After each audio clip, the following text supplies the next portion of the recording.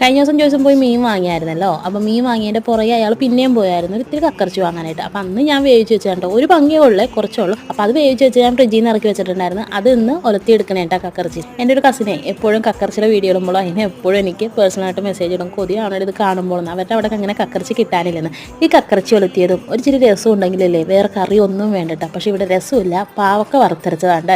ഇന്നലെ നെയ്ബർ എനിക്ക് തന്നതാണ് കേട്ടോ, തൊട്ടപ്പുറത്തുള്ള ചേച്ചി. ഞാനിവിടെ ഇന്നലെ ഉച്ചയ്ക്ക് ഉണ്ടായിരുന്നില്ലല്ലോ, പള്ളിയിൽ പോയിച്ചില്ലേ, അത് കഴിഞ്ഞ് വൈകുന്നേരം ഉണ്ടോ ചേച്ചി എനിക്ക് തന്നത്. അപ്പോൾ ഇന്ന് ആ പാവക്ക വറുത്തരച്ചതും ഇന്നലത്തെ മാച്ചാനിൽ 2 കഷ്ണം ഉണ്ടായിരുന്നേ. അപ്പോൾ അതിന് നല്ലോണം മാംസമുള്ള കാരണം പിള്ളേർക്ക് 2 പേർക്കും അത് കൊടുത്തായിരുന്നു. അപ്പോൾ ഇവ പറഞ്ഞ് പകുതി മതി എന്ന് പറഞ്ഞു, വലിയ പീസായിരുന്നു കേട്ടോ. പിന്നെ കക്കറിച്ച് ഒലത്തിയതും ഉണ്ടായിരുന്നു, പിന്നെ പപ്പടവും എടുത്തിട്ടുണ്ടായിരുന്നേ. ഇവിടെ മിക്കപ്പോഴും കക്കറിച്ച് വാങ്ങും കേട്ടോ. കുഞ്ഞു കക്കറിച്ച് ആണെങ്കിൽ നമ്മൾ നല്ലോണം തിരുമ്മി കഴുകി എടുത്താൽ മതി. ഇവിടെ കക്കറിച്ച് വാങ്ങണത് ചമ്പക്കര മാർക്കറ്റിൽ നിന്നാണ് കേട്ടോ. അവിടെ കുറേ ചേച്ചിമാർ കൊട്ടയിൽ ഇങ്ങനെ വിൽക്കാനുണ്ടാവും. നമ്മൾ ഒരു 50 രൂപക്കോ 100 രൂപക്കോ വാങ്ങിക്കഴിഞ്ഞ് കഴിഞ്ഞാലേ നമുക്ക് നല്ലോണം തന്നെ കഴിക്കാനുണ്ടാവും. ഒരു ദിവസത്തേക്കുള്ളത് എന്തായാലും ഉണ്ടാവും. അപ്പോൾ ഇന്നത്തെ കറികൾ ഇതൊക്കെയായിരുന്നു കേട്ടോ.